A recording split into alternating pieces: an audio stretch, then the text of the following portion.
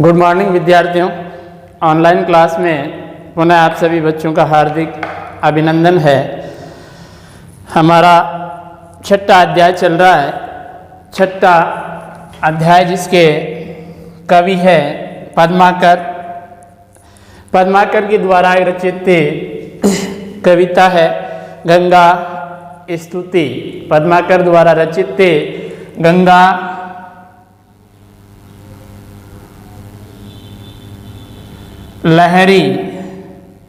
लहरी ग्रंथ का एक भाग है गंगा स्तुति, जिसमें माँ गंगा की आरती की गई है। इसमें गंगा नदी की विशेषताओं का वर्णन कवि ने किया है। तो देखिए, जमपुर शब्द का अर्थ होता है यमलोक। जमपुर शब्द का शाब्दिक अर्थ होता है यमलोक। द्वारे का अर्थ होता है द्वार लगे। तिन में केवारे को, केवारे का अर्थ होता है किमाड़ या दरवाजा। किमाड़ या दरवाजा। को का अर्थ होता है कोई। हे न रखवारे, रखवारे का अर्थ होता है सुरक्षा करने वाला, सुरक्षा करने वाला या प्रहरी, सुरक्षा करने वाला या प्रहरी। ऐसे बन के उजारे हैं। उजारे का अर्थ होता है प्रकाश। उजारे का अर्थ होता है प्रकाश या उजाड़े गए हैं। प्रकाश या उजाड़े गए हैं। कहे पद्माकर तिहारे, तिहारे प्रण धारे तेऊ। प्रण का अर्थ होता है प्रतिज्ञा। करी अब भारे सुरलोक को सिधारे हैं। सुरलोक का अर्थ होता है स्वर्ग लोक। सिधारे का अर्थ होता है पहुँचे गए हैं या प्रस्थान कर गए हैं। पहुँचे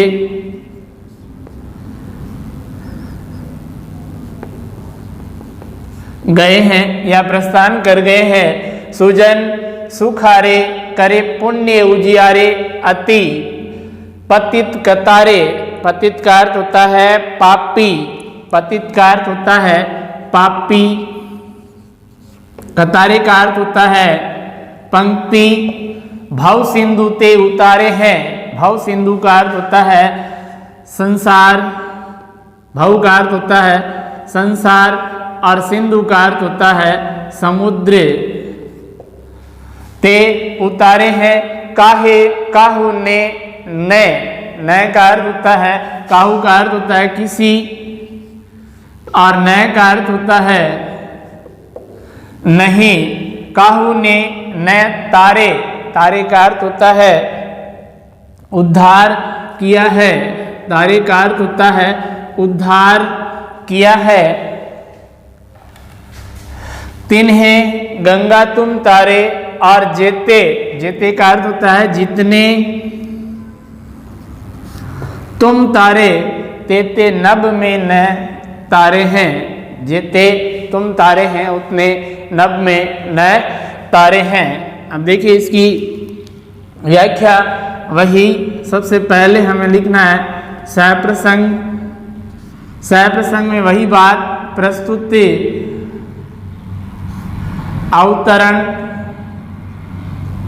या प्रस्तुत पद्यांश से पद्माकर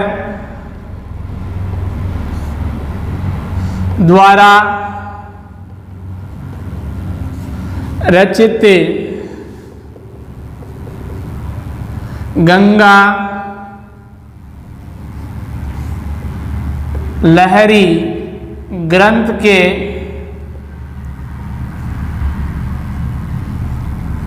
गंगा स्तुति से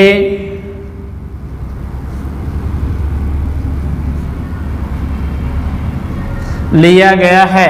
प्रस्तुत अवतरण पद्माकर द्वारा रचित गंगा लहरी ग्रंथ के गंगा स्तुति से लिया गया है। इसमें गंगा की महिमा का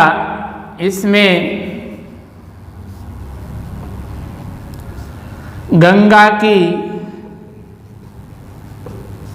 महिमा का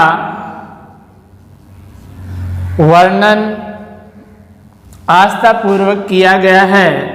इसमें गंगा की महिमा का वर्णन आस्थापूर्वक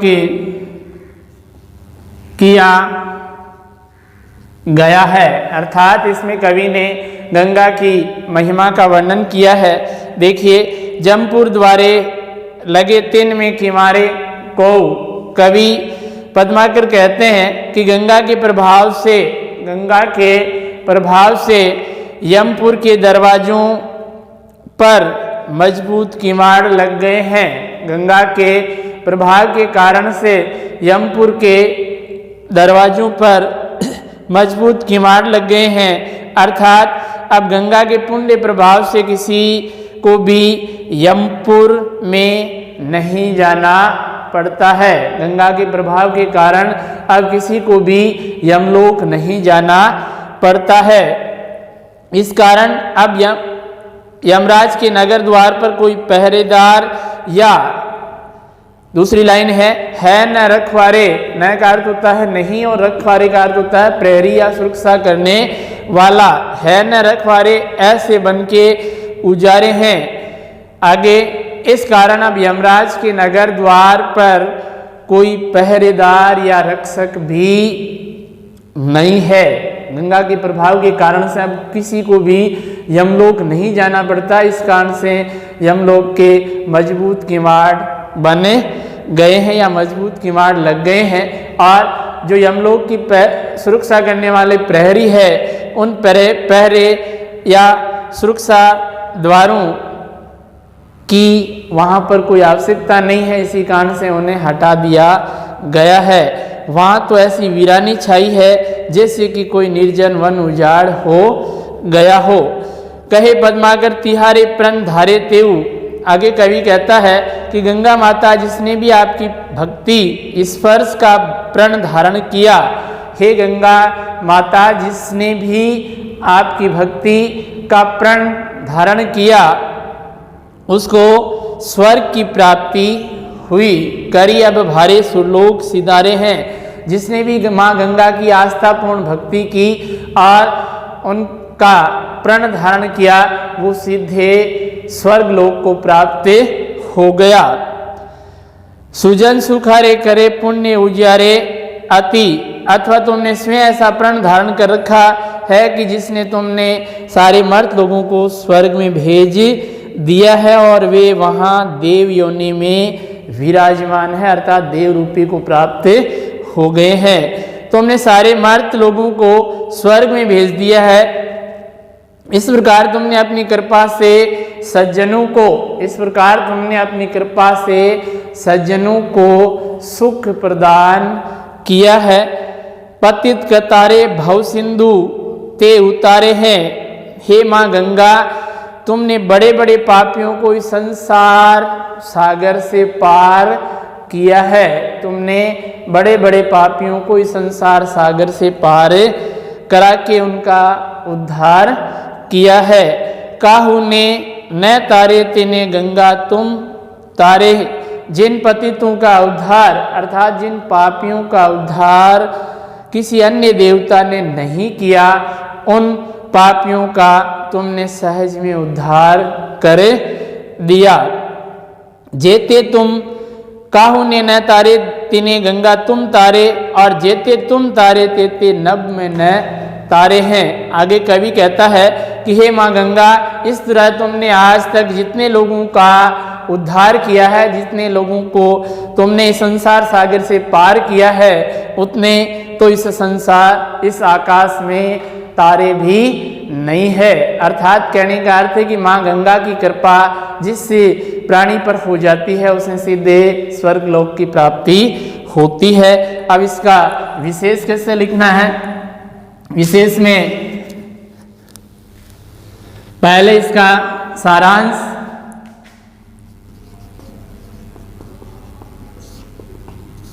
सारांश में आप जानते हैं कि इसमें कवि ने माँ गंगा की महिमा का वर्णन किया है, और दूसरा इसमें माँ गंगा को अनेक लोगों का उद्धार करने वाली माँ गंगा के रूप में कवि ने प्रदर्शित किया है। इसमें अनुप्रास,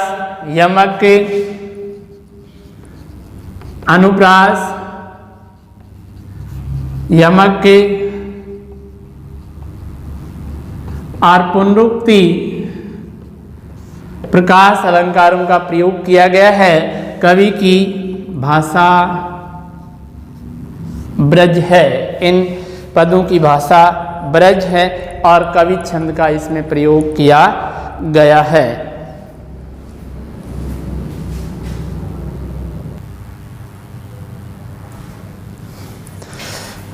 देखिए इसका तीसरा छंद है कवि छंद तीसरा।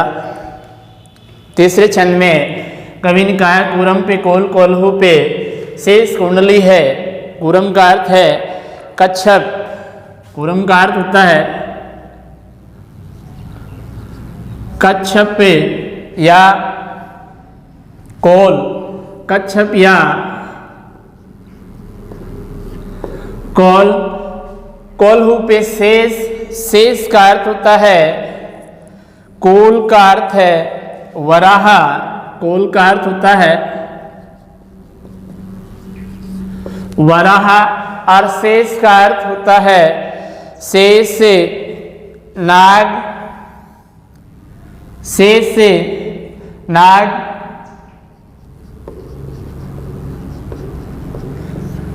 शेष का अर्थ है शेष नाग और कुंडली का अर्थ होता है कुंडली। फबी का अर्थ है शोभायमान, फबी का अर्थ होता है शोभायमान। सुफन हजार की, सुफन का अर्थ होता है फन और हजार का अर्थ होता है हजारों। कहे पद्माकर त्यों फन पे फबी है भूमि, फबी का अर्थ होता है शोभायमान। रजत बहार पर शंभु सरनायक है, रजत का अर्थ होता है चांदी अर्थात बर्फ। रजत पहाड़, पहाड़ का अर्थ होता है पहाड़ और शंभु का अर्थ है शिव।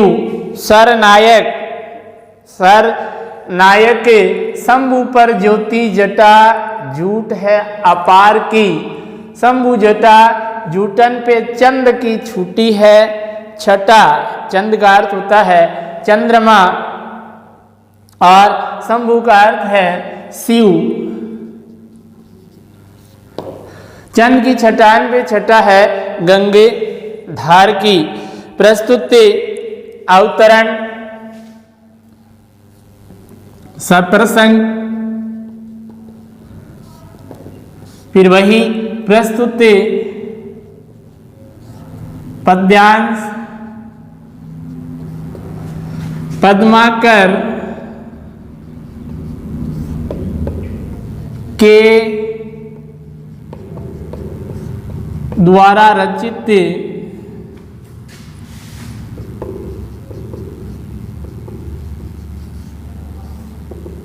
गंगा लहरी ग्रंथ के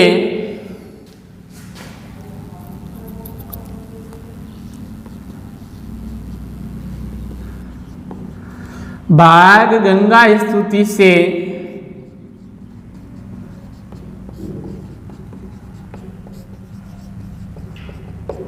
लिया गया है। इसमें कवि ने गंगा के महत्व का रोचक चित्रण किया है। देखिए कूरम पे कोल कोल्हू पे शेष कुंडली है। कूरम पे कोल कोल्हू पे शेष कुंडली है। कवि पद्माकर कहते हैं कि इस सृष्टि में कच्छप के ऊपर वराह विद्यमान है। इस सृष्टि में अर्थात जो पृथ्वी है, किस प्रकार से पृथ्वी का स्थायित्व है उसका यहाँ पर कवि वर्णन कर रहा है और उसके साथ साथ गंगा नदी का महत्व भी बता रहा है। कवि कह रहा है कि कच्छप के ऊपर इस सृष्टि में कच्छप के ऊपर वराह विद्यमान है और वराह के ऊपर कोल्हू पे शेष कुंडली है। वराह के ऊपर शेष नाग विद्य कुंडली लगाकर बैठा हुआ है। शेष नाग कुंडली लगाकर बैठा हुआ है तथा शेष नाग की कुंडली पर फैले हुए कुंडली पे फबो फेल सुपन हजार की शेष नाग की कुंडली पर फैले हुए फनों हजारों फन शोभायमान हो रहे हैं।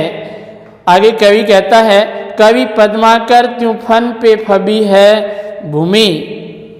आगे कवि पद्माकर कहते हैं कि शेष नाग के फनों के ऊपर स्थित ये धरती शोभायमान हो रही है। शेष नाग के फनों के ऊपर स्थित ये धरती शोभायमान हो रही है। भूमि पे फबी है स्थित रजत पहाड़ की और इस धरती के ऊपर रजत पर्वत अर्थात कैलाश पर्वत स्थित है और कैलाश पर्वत है वो अत्यधिक शोभायमान लगे रहा है। रजत पहाड़ पर शंभु सुर नायक है और उसी कैलाश पर्वत पर शिवजी विराजमान है जो कि देवताओं के पूज्य और ईश्वर है। उसी रजत पहाड़ पर भगवान शंकर विराजमान है जो देवताओं के पूज्य और उनके ईश्वर है। शंभु पर ज्योति जटा जूट है अपार की। शिवजी के सिर पर जटाजूट की चमक अत्यंत आकर्षक है और उनके जटाजूट पर चंद्रमा की कला अपनी विशेष शोभा धारण करे रही है। शंभु जटाजूटन पे चंद की छूटी है छटा, चंद की छटान पे छटा है गंगे धार की और उसी चंद्रमा की छटा पर गंगा की धारा शोभा दे रही है।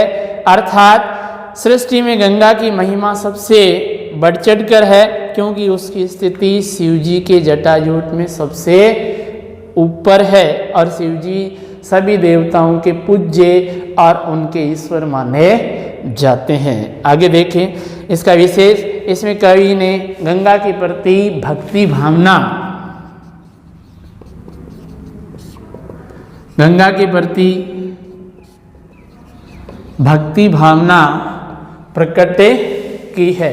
गंगा नदी के प्रति कवि की आस्था और भक्ति व्यक्त हुई है और इसमें धरती की स्थिरता को लेकर पौराणिक मान्यता है या प्राचीन जो मान्यता है उस मान्यताओं का भी यहाँ पर कवि ने उल्लेख किया है। इसमें अनुप्रास, यमक और पुनरुक्ति, प्रकाश, अलंकार एवं कवि छंद का कवि ने वर्णन किया है। धन्यवाद बच्चों।